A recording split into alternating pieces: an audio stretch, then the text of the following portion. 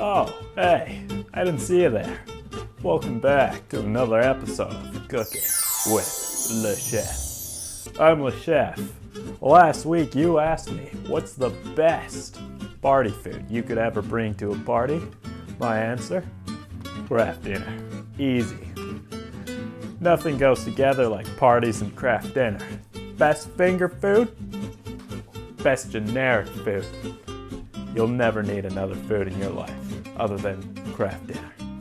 Let's get started. Show you how to make it. Alright, so the first step in making the best party food. Fill a pot with water. Next, throw it on the oven. Bring it to max. Now that the water's boiling, just add the noodles and a pinch of salt. Make sure the noodles don't stick. Unfortunately, the recipe calls for 1/3 cup of milk, and we don't have any milk. So you could just use a little bit of water, works just as well. Then pour the rest of the ingredients in.